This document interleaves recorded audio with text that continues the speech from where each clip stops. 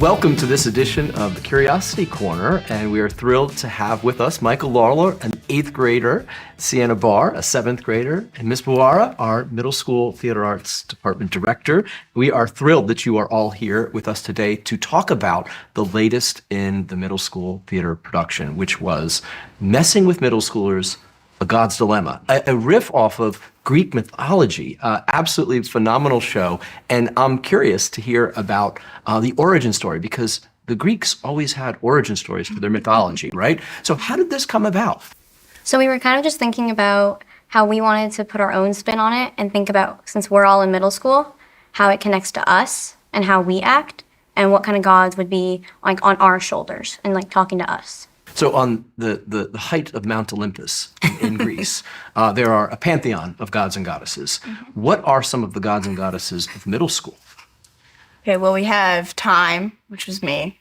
Then we had courage, which is her. And then there was entertainment.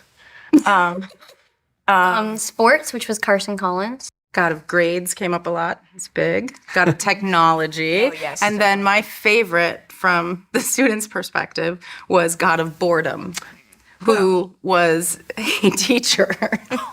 Well, so part of this also was a myth, right? Perhaps a representation of a little fantasy and also a little satire mixed in. And tell us a little bit about, I'm interested in the process, because you all wrote this entire thing by yourselves. Mm-hmm. So tell us a little bit about how this process began. So kind of all started when we were deciding whether or not we wanted to write our own piece or if we wanted to try a scripted performance. So we were all like sitting here and discussing it, and then we decided on that. And from there, we started looking at Greek mythology, and then we were writing about the gods we had. We went into groups and we talked about it.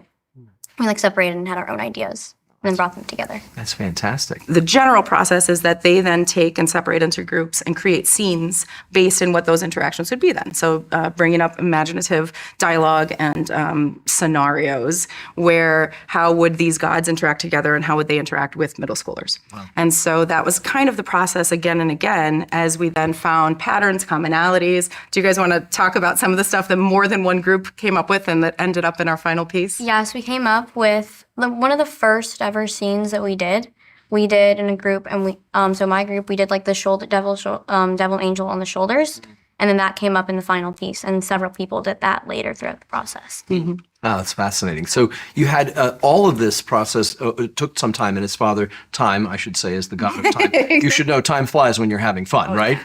That's one of his lines. That's one of his lines. But to that end, you decided also, in addition to the kind of the generative writing process, to sort of create a soundtrack to it. Now, we set this to Taylor Swift. Is that correct? Yes. So, dare I ask why? So, one, Taylor Swift is amazing. And two, so we have one line that says, by entertainment, like, I'm busy, I'm very busy, Taylor Swift is on tour. Mm-hmm. So I think we kind of incorporated that more in because we have that line. So we kind of just align that in, intertwine it. During the process, we then crafted so that there would be something substantial, a structure for them. Mm-hmm. And the wonderful thing that we all got to remember, though, throughout is that unlike a traditional script where the lines that are set, this was our piece. So we got to add or take away anything that we wanted. So when we had the line about Taylor Swift, the Swifties in the classroom would inevitably call from off stage, yay! And we did this. So we added that in, and once it was clearly a theme also presenting, we had the sound designers from our 7th and 8th grade tech class to kind of take over and choose a soundtrack that Scene Change Music would be with Taylor Swift. And wow, that's wonderful. What a wonderful collaborative process that you all had. And this is just the first of another production that we're having in the middle school coming up later on a bit. So tell us a little bit about the process that you just had and what you're looking forward to for the next production. Well, I think this one's going to be unscripted, so I feel a little bit more proud of that, so it doesn't, drive into chaos. Because I feel like when we first went into the creative writing, like immediately, and at first I was like, I think we need to go scripted, because we're not all, experienced yet. But I mean, we came out pretty well. So, I mean, if scripted comes enter our way, it's ours. That's Yeah, wonderful. I think like so similar thing. I think that we'll be able to do scripted because we were planning on doing it before, and then I think it's good that we got to try out that we're going to get to try out two different types of performances. One that we write and that's more creative to us, and then one that's the traditional production. Oh, what a wonderful experience that you're having, learning both improvisation, unscripted, creative writing, and then also now adhering to a script within that. So, the Greeks and their mythology always tried to ascertain meaning from the world. What did this play mean to you all? The main theme of it was feeling self-worth inside of yourself. But I also think it was really good to look at like what goes on inside a middle schooler's mind whenever like a situation comes up, like something that like what's going on inside of our brains.